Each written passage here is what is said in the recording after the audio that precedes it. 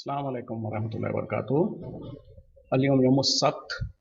15 रबीउस-सानी 1443 हिजरी। आज शनिचर का दिन है, जिसको हफ्ते का दिन भी कहा जाता। नवंबर की 20 तारीख 2021। इंशाअल्लाह हम अपने कुरान क्लास शुरू करते हैं। और एक याद दहानी के तौर पे कि जैसे शनिचर के दिन हम सवालात लेते हैं साथियों से, अगर किसी के पास कोई सवाल वगैरह हो तो के रखिएगा। इंशाअल्लाह जब मौका देंगे तो आप लोग सवाल पेश कर सकते हैं। आज हम सूरह बकरा आयत नंबर 112 से इंशाअल्लाह शुरू करेंगे। बिस्मिल्लाहि वल्हम्दुलिल्लाहि वस्सलातु वस्सलाम अला अशरफिल अंबियाइ वल मुरसलीन अम्मा बाद फ़अऊज़ु बिल्लाहि मिनश शैतानिर रजीम। रब्बिश्रह ली सदरी वयस्सिर ली अमरी वहलुल उक़दतम मिन लिसानी यफ़क़हू क़ौली। रब्बी ज़िदनी इल्मा। आऊज़ु बिल्लाहि मिनश शैतानिर रजीम। बला क्यों नहीं, मन अस्लमा वजहहू लिल्लाही, जो कोई अपने चेहरे को झुका ले अल्लाह के खातिर, अल्लाह के लिए, वहुवा मोहसिनुन, और वो हो मोहसिन, फलहु अजरुहु, बस उसके लिए उसका अजर है, इंदा रब्बिही, उसके रब के पास, वला खौफुन अलैहिम, और कोई खौफ नहीं उन पर, वला हुम यहज़नून, और ना ही वो गमगीन होंगे।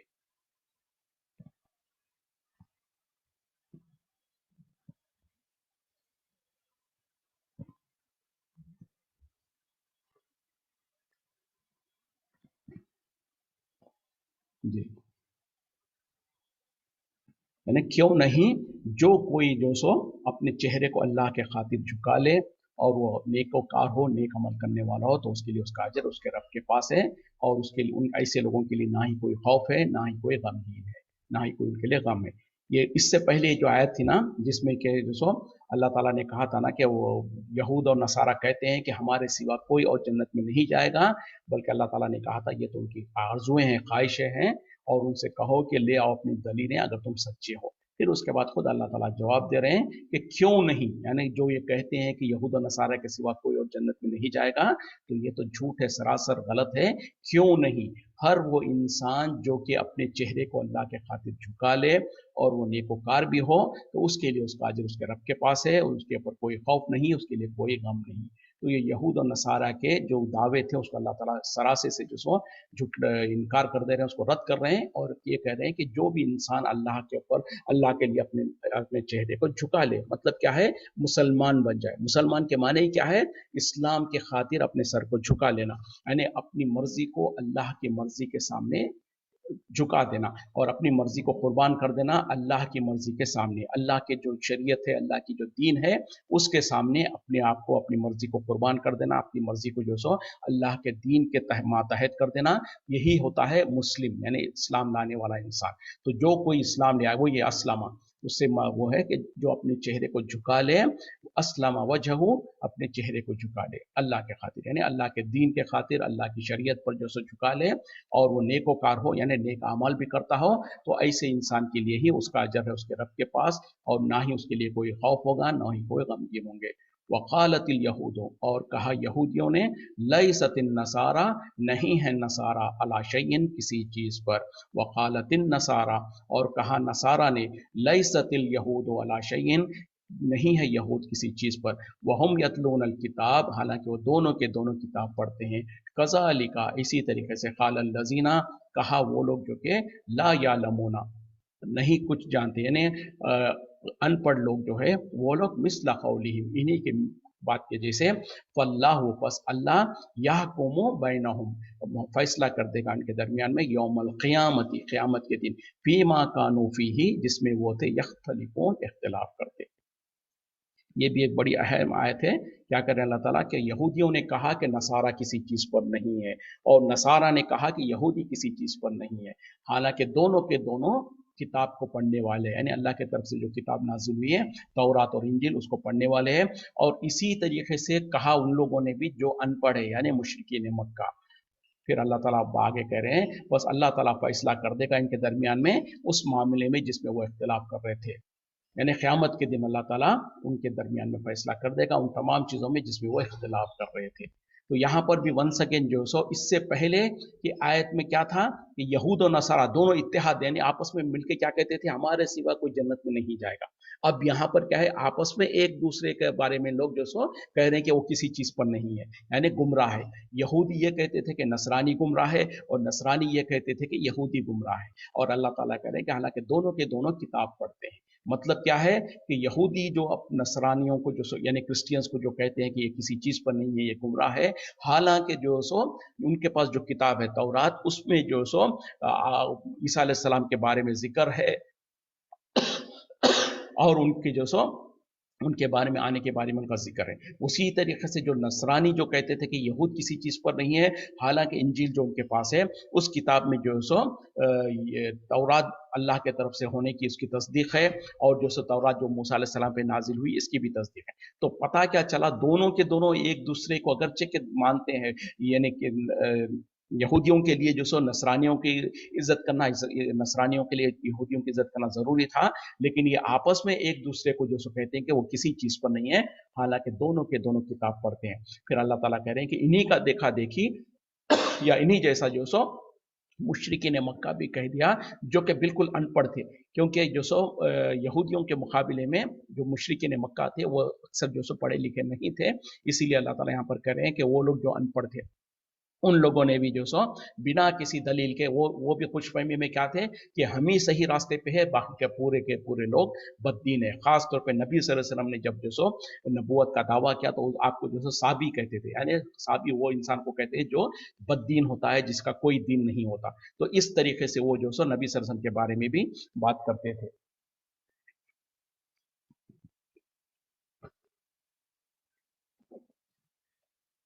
तो ये तो जो सो उन लोगों का मामला हुआ। तो फिर अल्लाह ताला क्या कह रहे हैं कि अल्लाह ताला क़यामत के दिन इनके दरमियान में फैसला कर देगा, वो उस मामले में जिसमें इख्तिलाफ कर रहे थे। तो क़यामत के दिन अल्लाह ताला क्या फैसला करेगा कि ना ही यहूदी हक पर है, ना ही नसरानी हक पर है, ना ही जो मुश्रिकीन है मक्का हक पर है। सिर्फ वो इंसान हक पर है जो कि आखिरी नबी मोहम्मद सल्लल्लाहु अलैहि वसल्लम के ऊपर ईमान ले आए, अल्लाह पर ईमान ले आए, और जो कुरान अल्लाह ताला ने नाजिल किया है उसके मुताबिक अपनी ज़िंदगी को गुजारे, वही इंसान कामयाब है। उसके अलावा जो दावा करते रहे, जो भी कोई अपने आप को कह दे कि हम ही हक पर है, उनके दावों से कुछ नहीं होता है। हक पर तो वही होगा जिसमें खुद इसके बारे में अल्लाह ताला ने कुरान में कह दिया कि वमन यब्तगी गैर अल इस्लाम दीनन फलन यक़बल मिन्हा। तो जो कोई इस दीन के खिलाफ अलावा कोई और दीन इख्तियार करना चाहता है, उससे हरगिज़ वो कबूल नहीं किया जाएगा। वह यौमल क़यामती, और क्या है वो, क्या क़यामत के दिन वो खसारा पाने वालों में से होगा। इसी तरीके से नबी सल्लल्लाहु अलैहि वसल्लम ने भी कह दिया कि मेरे मबूस होने के बाद, मेरे दुनिया में नबूवत लेकर आने के बाद जो कोई मेरे बारे में सुन ले और मुझ पर ईमान ना लाए तो वो जहन्नम में जाएगा। तो आज के दिन और नबी सल्लल्लाहु अलैहि वसल्लम के मौजूदगी में कोई अपने आप को नसारा कहता था वो भी गलत है, जो अपने आप को जैसे यहूदी कहता था वो भी गलत है, और कोई जो मुशरिकीन मक्का थे वो सब गलत है, जब तक कि वो नबी सल्लल्लाहु अलैहि वसल्लम पर ईमान ना लाए, इस कुरान के मुताबिक अपनी ज़िंदगी को ना गुजारे। तो बहरहाल यही कानून उनके लिए भी था, यही कानून आज हमारे मुसलमानों के अंदर जो एक अक्सरियत जो है, आज देखें, जैसे कि यहाँ पर यहूदी अपने आप को वो कहते थे कि नसारा किसी चीज़ पर नहीं है, नसारा कहते थे कि यहूदी किसी चीज़ पर नहीं है। अफसोस के साथ कहना पड़ता है आज मुसलमानों के अंदर भी इतनी जमात बंदियां हो गए हैं, और हर जमात जो सो एक दूसरे को कहती है कि हम ही हक पर है, बाकी के पूरे बातिल है, हम ही सही रास्ते पर है, बाकी सब जो सो गुमराह है। तो ये जो सिलसिला है उस जमाने में भी था, आज भी है, बल्कि शायद आज कुछ ज्यादा ही शिद्दत इख्तियार कर चुका है। और आज जो सब मुसलमानों के अंदर जो अपने आप को सब अपने आप को मुसलमान कहते हैं, सब जो सो अपने आप को जो सो कलमा पढ़ने वाले कहते हैं, सब जो सो नबी सल्लल्लाहु अलैहि वसल्लम को मानते हैं, अल्लाह को मानते हैं, कुरान को मानते हैं, मानने का दावा करते हैं। दर हकीकत में अगर सही माने में मानते तो ना उनके बीच में कोई इख्तिलाफ होता, ना ही वो इस तरीके से एक दूसरे को कहते। और हकीकत तौर पे तो मियार तो वही है, चाहे जो कोई दावा कर दे, चाहे जो कोई कह ले, सारी जिंदगी दावा करते रहे कि हम ही हक पर है, उसके अलावा उसके दावों से कुछ नहीं होता है। उसको जैसे कि इससे पहले की आयत में अल्लाह ताला कहता है, कुल हाथो बुरहानकुम इन कुंतुम सादिकीन, ले आओ अपनी दलीलें अगर सच्चे हो तो आज भी जो मुसलमानों के अंदर हर कोई जो दावा करता है कि हम है, हम सही है, हम सही है, हम सही है, तो दावों से कुछ नहीं होगा। उनसे भी हम यही कहेंगे कि ले आओ अपनी दलीलें अगर तुम सच्चे हो तो। और कल क़यामत में, जैसे अल्लाह ताला इस आयत में भी कह रहे हैं कि कल क़यामत में अल्लाह ताला उनके दरमियान में फैसला कर देगा उन तमाम चीज़ों में जिसमें वो इख्तलाफ करते थे। तो दुनिया में तो हो सकता है हम खुशफहमी में रह जाएं, हम ये समझते रह जाएं कि हम तो बहुत बड़े हक रास्ते पर है, हम ही सही है, बाकी सब गुमराह है। खुशफहमी और ये क्या कहते हैं कि इसमें अंधे बनकर रहना रह सकते हैं, कोई आपको नहीं रोकेगा, लेकिन क्या हकीकत भी उसी के मुताबिक है, इस बात को जांच लेने की जरूरत है। इस बात को हम अपने आप को जो सो इत्मीनान कर लें पहले, ठीक है, किसी और को जवाब देने की जरूरत नहीं है, पहले खुद अपने नफ्स को मुतमईन कर लें। क्यों कि अगर हम झूठे भरोसे पे रह गए, झूठे इत्मीनान में रह गए और पता चला कि जब अल्लाह ताला हिसाब करने लगेगा हमारा नतीजा कुछ और निकलेगा, तो फिर बहुत बड़ा खसारा हो जाएगा। और उस वक्त में जो सो हम तौबा इस्तिगफार करके और जो सो पलट के आने की कोशिश करेंगे तो कुछ हासिल नहीं होगा। आज मौका है, आज जिंदगी बाकी है, आज हम जो सो अगर अपनी इस्लाह कर सकते हैं, अपने आप को जांच सकते हैं, अगर कहीं पर कोई कमी बेशी है तो उसको दूर कर सकते हैं। तो आज जो दावे करते हैं उनको भी, जिनके खिलाफ दावे करते हैं उनको भी, हर एक को भी, हम में से हर एक को चाहिए कि हम अपनी इस्लाह करते रहें, अपने बारे में अपना जो सो मुआजना करते रहें, अपने बारे में अपनी जो सो मुहासिबा करते रहें, अपने आप को जांचें, अपने अमाल को, अपने अकायद को, हमारे किरदार को, हर चीज़ को कुरान और हदीस की रोशनी में नापें और उसके कसौटी पर जो सो चेक करें। और अगर वो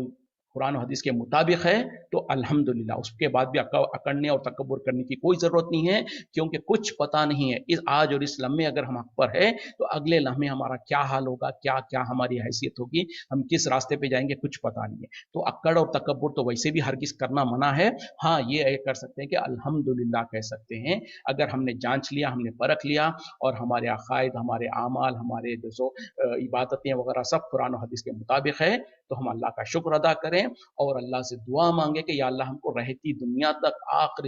आखिरी हमारी सांस तक हमको हक पर कायम रख, हक पे ही हमारी मौत दे। तो इस तरीके से जो आज दावे करते हैं और जब देखा जाता है उनके अमाल को, तो उनके अमाल के अंदर जो सो सर से लेकर पैर तक जो सो बिदातें मौजूद है, कुफरी अकायद है, शिरकिया अमाल है। इस सब के बावजूद भी फिर क्या है, अकीदा और रुझान क्या है कि हम ही सही है, बाकी पूरे गुमराह है। तो दावों से कुछ नहीं होता है, हकीकत जो है वो अल्लाह ताला बेहतर जानता है, खुद हम भी बेहतर जानते हैं। और अगर जान ले तो बेहतर है, और अगर नहीं जान के हम गफलत में हैं तो आज भी मौका है, आज भी हम अपनी इस्लाह कर सकते हैं, ताकि हम जो सो हकीकत पे सही मानने में कामयाब होने वालों में से बन जाए। और जैसे मैंने पहले भी बताया, नबी सल्लल्लाहु अलैहि वसल्लम ने कामयाब होने वालों के बारे में कोई नाम नहीं बताया वो फिरके नाजिया का, सिर्फ ये कहा कि जिसके ऊपर मैं और मेरे साहबा है। तो आज हमारे लिए इतना ही आसान है, हर अपने अकीदे के बारे में, हर अपने अमल के बारे में देख लें कि क्या यह नबी सल्लल्लाहु अलैहि वसल्लम का और साहबा का तरीका था तो अल्हम्दुलिल्लाह, नहीं था तो छोड़ने की जरूरत है। वमन अजलम, और कौन बड़ा जालिम होगा, मिम्मन, उससे जो के मना मसाजिद अल्लाह, जो कि रोकता हो अल्लाह के मसाजिद से, अन युस्करा फीहा फीहस्मुहु, कि उसमें जिक्र किया जाए उसके नाम का, वसा, और वो कोशिश करता है फी खराबिहा, इसके अंदर खराबी करने की, उसमें फसाद डालने की, उसमें जो सो बर्बादी करने की। उलाइका, यही लोग हैं, माँ काना लहुम, नहीं है उनके लिए, अन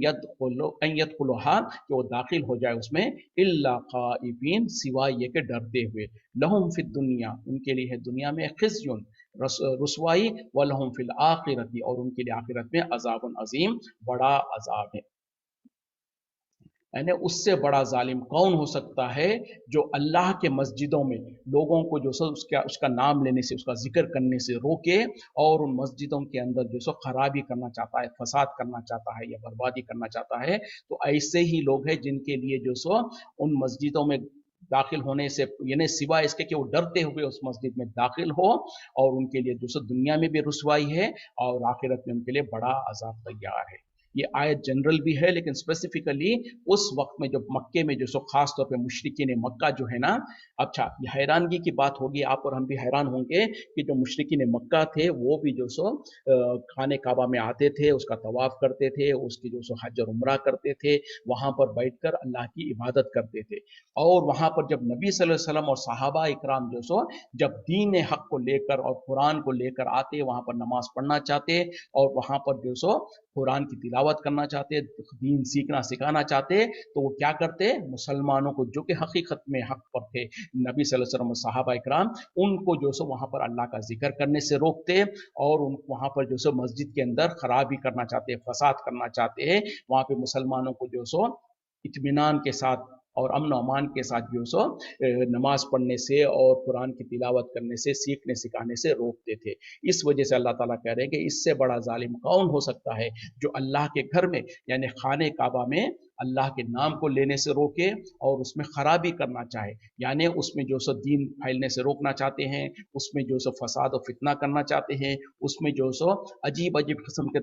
عبادتیں کرنے کی شکل کرتے ہیں۔ یعنی جب وہ حج و عمرہ کرتے تھے، طواف کرتے تھے، تو اس میں کیا کرتے تھے، ان کے عجیب مختلف طریقے تھے۔ کچھ تو جو سو بالکل ننگے ہو کر طواف کرتے تھے، کچھ جو سو ناچتے کودتے تھے طواف کے دوران، کچھ جو سو باجا بجاتے تھے، دھبڑا وغیرہ بجاتے تھے، اور کچھ جو سو سیٹی بجانا اور چیخنا چلانا اس طریقے کی حرکتیں کرتے تھے۔ تو یہ ان کا طریقہ تھا۔ تو اس کے اللہ تعالیٰ کہہ رہے ہیں کہ اس کے برخلاف جو نبی صلی اللہ علیہ وسلم اور صحابہ اکرام جو سچے دین کے پیروکار ہیں، وہ جو سو اللہ کا نام لینا چاہتے ہیں مسجد حرم میں اور وہاں پر عبادت کرنا چاہتے ہیں، تو ان کے لیے رکاوٹیں ڈالتے ہیں۔ تو اللہ تعالیٰ یہی کہہ رہے ہیں کہ اس سے بڑا گناہ گار، اس سے بڑا ظالم کون ہو سکتا ہے جو اس طریقے کے کام کرے، اور ان کے لیے کیا ہے سوائے اس کے کہ وہ ڈرتے ہوئے مسجد میں داخل ہو۔ ان کے لیے تو یعنی مسجد میں داخل ہوتے ہوئے ڈرنا چاہیے، کیوں کہ کہیں ایسا نہ ہو کہ اللہ کا عذاب آ جائے، اللہ ان کو گرفت میں لے لے، یا پھر یہ پیشن گوئی ہے اس بارے میں، اس وقت کے بارے میں جب فتح مکہ ہونے والا تھا۔ ابتدا میں تو ٹھیک ہے، مسلمانوں کو جو سو ایذا دیتے تھے، ان کو تکلیف دیتے تھے، مسجد میں جو سو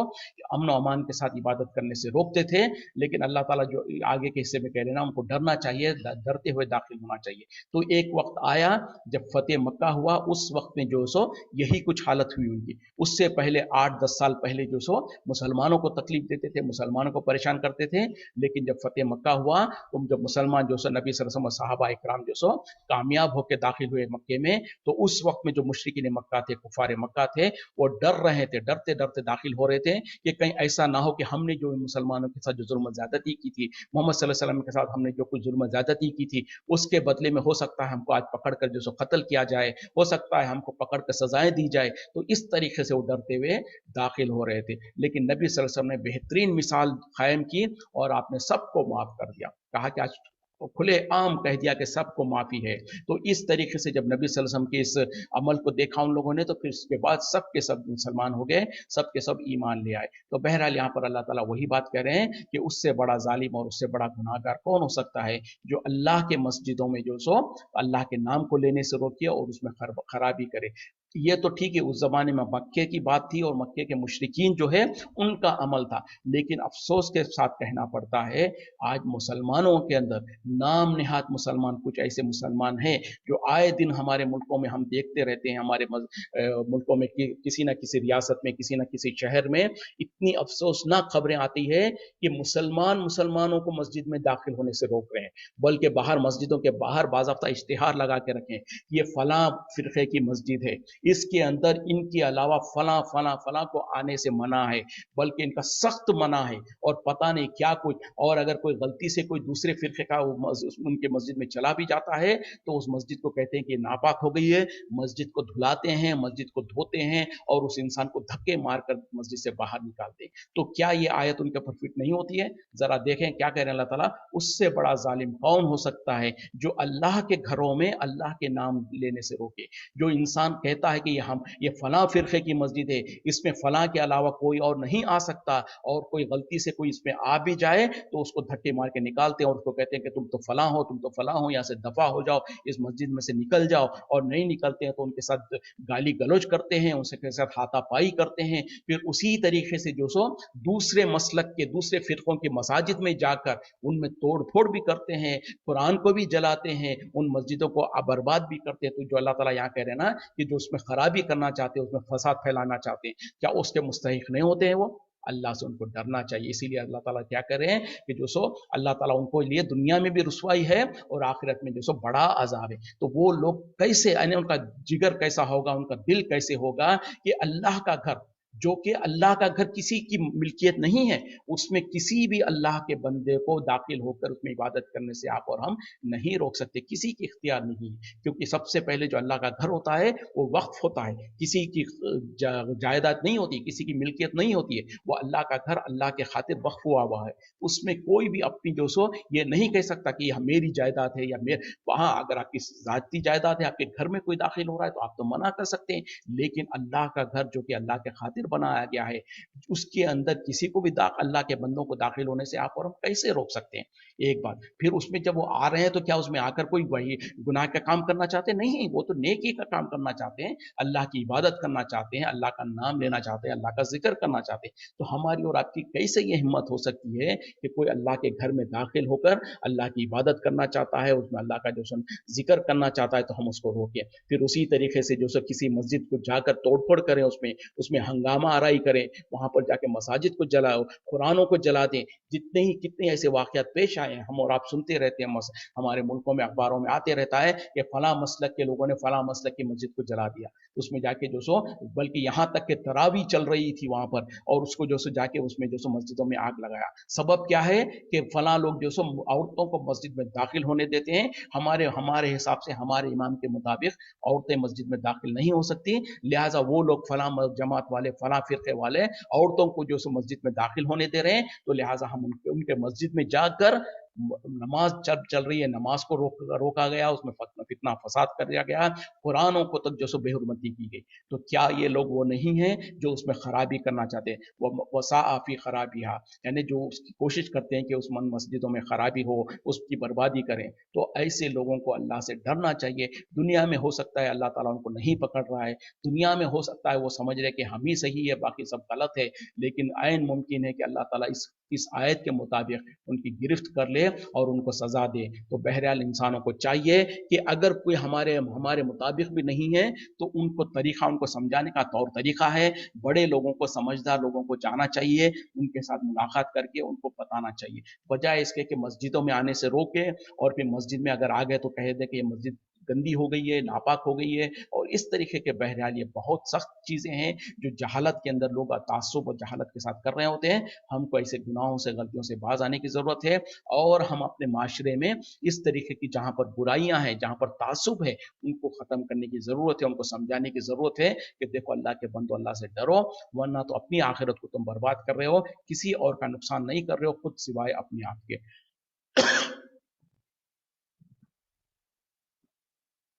वलिल्लाहि, और अल्लाह ही के लिए, अल मशरिक वल मगरिब, मशरिक और मगरिब, फ़अयनमा तवल्लु, जिस जहां कहीं भी तुम अपना चेहरा कर लो, फसम्मा वजहुल्लाहि, तो तुम अल्लाह को पाओगे, अल्लाह को उसी सिमत में पाओगे। इन्नल्लाह, बेशक अल्लाह, वासिउन अलीम, वसत वाला, जानने वाला है। यानी मशरिक और मगरिब सब अल्लाह ही के लिए है, और जहां कहीं भी तुम अपने चेहरे को कर लो,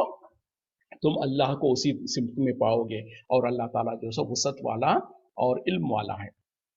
ये खास तौर पे उस वक्त में ये आयत नाजिल हुई है जबकि उसके बारे में दो तीन रिवायतें हैं, बहरहाल दो तीन तकरीबन उसी की मिलती जुलती है। वो ये है कि खास तौर पे जब जब तक के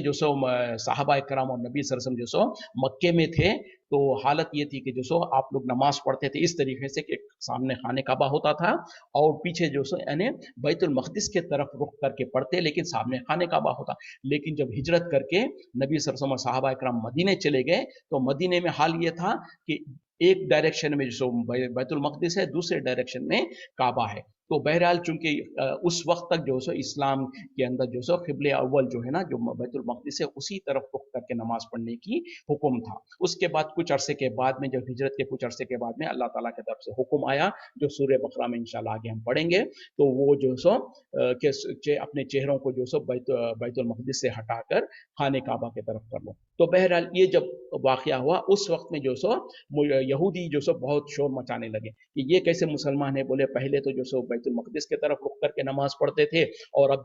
खाने काबा की तरफ रुख करके नमाज पढ़ रहे हैं। तो इस तरीके से, या इससे पहले कुछ सहाबा इकराम को तमन्ना थी, और खुद नबी सल्लल्लाहु अलैहि वसल्लम की भी तमन्ना थी कि हमारा क़िबला भी उस हज़रत इब्राहिम अलैहिस्सलाम का क़िबला हो जाए, यानी खाने काबा हो जाए। तो बहरहाल उस वक्त में जो लोगों की फिक्र थी, तो उसका जवाब देते हुए, और मुशरिकीन मक्का खासतौर पर यहूदी वो लोग लोगों को ताना देते थे मुसलमानों को कि तुम तो पहले तो बोले बैतुल मक़दिस के तरफ रुख करके नमाज पढ़ते थे, अब तो खाने काबा के तरफ रुख करके नमाज पढ़ रहे हैं। तो उसका जवाब के तौर पर अल्लाह ताला कह रहे हैं कि मशरिक और मगरिब सब अल्लाह ही के लिए सिमत है, जहां कहीं भी तुम अपने चेहरे को कर लो, तुम अल्लाह को पाओगे, और अल्लाह ताला सुनने वसत वाला और इल्म वाला है।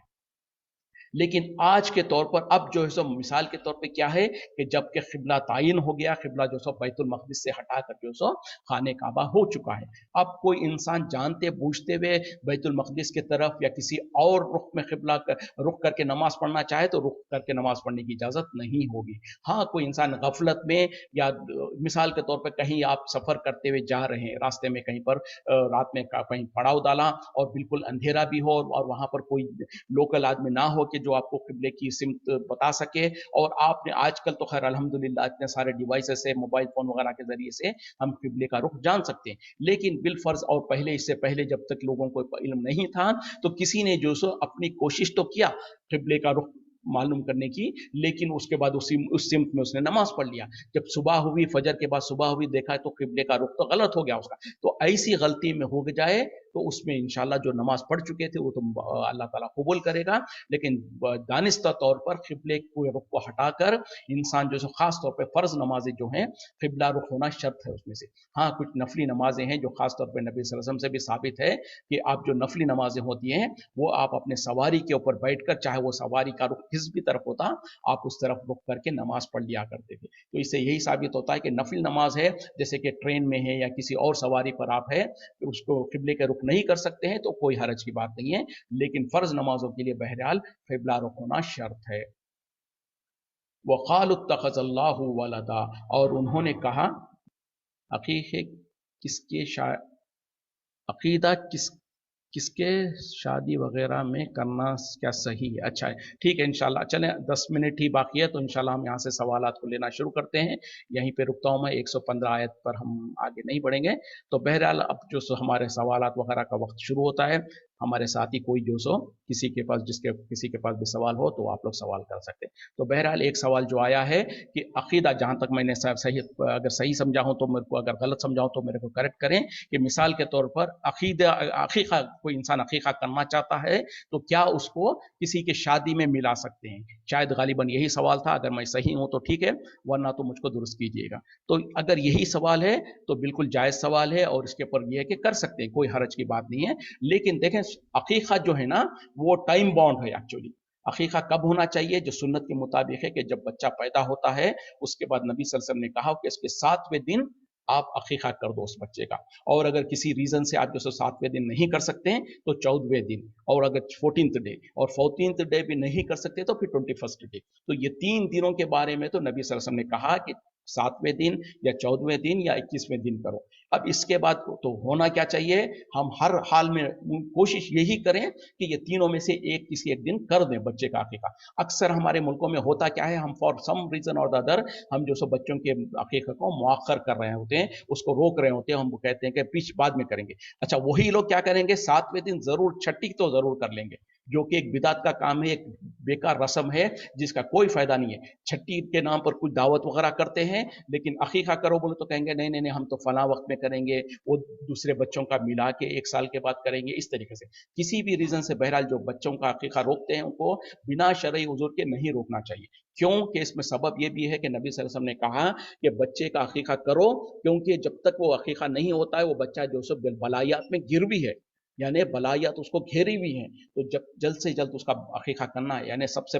پہلے 7 دن، 7ویں دن یا 14ویں دن یا 21ویں دن، زیادہ سے زیادہ 21 دن تک روک سکتے ہیں، تو جلد سے جلد کوشش کر کے بچے کا عقیقہ کر دو تاکہ وہ بلایات سے چھٹکارا پا سکے، اس کو اس سے باہر نکل سکے۔ تو بہرحال یہ طریقہ ہے سنت کے مطابق۔ خیر وہ کسی بھی ریزن سے جو بھی ہم نے اگر کر لیا ہے، اور اگر ایسی کوئی سچویشن آ رہی ہے جس میں کہ شادی وغیرہ یا کوئی اور ایسی تقریب ہے اس میں اگر ہم ملانا چاہتے ہیں تو ملا سکتے ہیں، کوئی حرج نہیں ہے، لیکن ایک فرق یاد رکھیں کہ مثال کے طور پہ عید الاضحیٰ جو ہوتی ہے، بقرعید کی جو عید ہوتی ہے جس میں ہم قربانی کرتے ہیں، تو قربانی میں نہیں ملا سکتے۔ بہرحال مثال کے طور پہ اکثر یہ سوالات بھی ہوتے ہیں کہ کوئی انسان بڑا جانور لے کر آتا ہے جس میں 7 حصے ہوتے ہیں، تو اگر قربانی کے 3-4 حصے ہوں، پھر اس کے بعد باقی کے 2 یا 3 حصے اگر ہم جو سو اپنے بچوں کے کسی کے عقیقے کے ملائیں، نہیں، اس طریقے سے نہیں ہوگا۔ اسی طریقے سے 2-3 بچوں کے ملا کر ایک بڑا جانور دیں، نہیں، یہ بھی مناسب نہیں ہے۔ عقیقے کے لیے بہرحال لڑکا ہو تو 2 بکرے اور لڑکی ہو تو 1 بکری، یہ بہرحال یعنی بکرا یا بکری جو بھی ہے وہ اس میں، یا بکرا یا بکری یا مینڈا یا میڈی جو کہتے ہیں وہ سارے بہرحال جو چھوٹا جانور ہوتا ہے وہ کیا جا سکتا ہے، لڑکے کے لیے 2 لڑکی کے لیے 1۔ تو بہرحال عید کی جو عید الاضحیٰ ہوتا ہے اس کے ساتھ نہ ملائیں، اس کے علاوہ کوئی اور تقریب ہو تو اس میں ملا لے سکتے ہیں، کوئی حرج کی بات نہیں ہے۔ یعنی آپ جو بکرا ذبح کر رہے ہیں وہ تو جو عقیقے لیے ہوگا، اور اس کے بعد اس کا گوشت جو ہے جو مہمان آپ کے پاس دعوت میں آ رہے ہیں، چاہے وہ شادی کی دعوت ہو، سب سے پہلے بات یہ ہے کہ شادی کا جو دن ہے، شادی کے دن کیا ہم کو دعوت کرنا ہے؟ ہرگز نہیں کرنا ہے، نہ سنت سے ثابت ہے، نہ اس کا کوئی فائدہ ہے، نہ کرنا چاہیے، بلکہ ہم اپنے معاشرے میں یہ اویئرنیس جاگانے کی کوشش کریں کہ جو نکاح کا دن ہے، جو شادی کا دن ہے، اس میں نہ کوئی دعوت کرے نہ دعوت کرائے، بلکہ ہمارے جو خاص طور پہ جو سمجھدار لوگ ہیں، جو سمجھدار عقل مند لوگ ہیں، جن کو اللہ نے سمجھ دے رکھی ہے، ان کے اوپر یہ ذمہ داری عائد ہوتی ہے کہ وہ شادی کے دن کے کھانے کو بائیکاٹ کرے۔ دیکھیں نکاح جو ہوتا ہے نا وہ بالکل سمپل ہونا چاہیے، اور بالکل جو سو بلکہ کوشش کریں کہ اس میں جو سو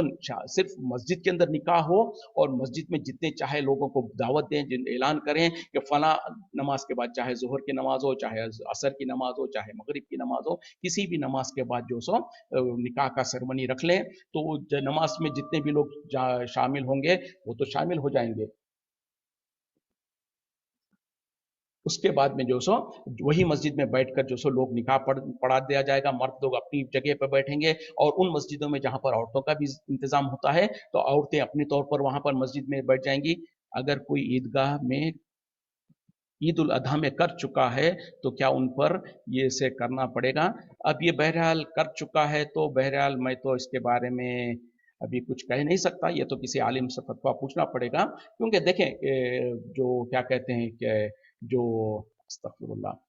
جو عقیقہ ہے بہرحال سنت چیز ہے، نہیں کرنے پر کوئی گناہ کہ اس طریقے سے تو نہیں ہے، لیکن بہرحال وہ انسان کے اوپر جیسے کہ کہا کہ بلائیت میں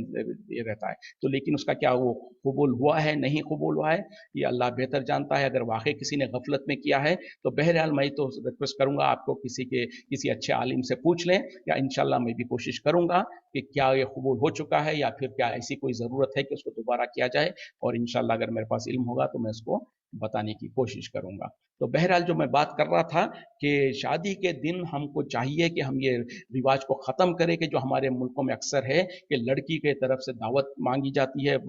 لڑکے کے طرف سے لڑکی والوں سے دعوت مانگی جاتی ہے، بلکہ اس میں چند نہیں سووں کے لوگوں کی دعوت مجبوراً ان کو کرایا جاتا ہے، اور آج کل جو سو کئی لاکھ روپیوں کی شادی ہو رہی ہے، یعنی نکاح کے دن کا جو کھانا ہوتا ہے کئی لاکھ کا ہو رہا ہے، پھر اسی طریقے سے فنکشن ہال کئی لاکھ کا اس کا رینٹ وغیرہ ہوتا ہے، تو یہ سارا کا سارا غیر ضروری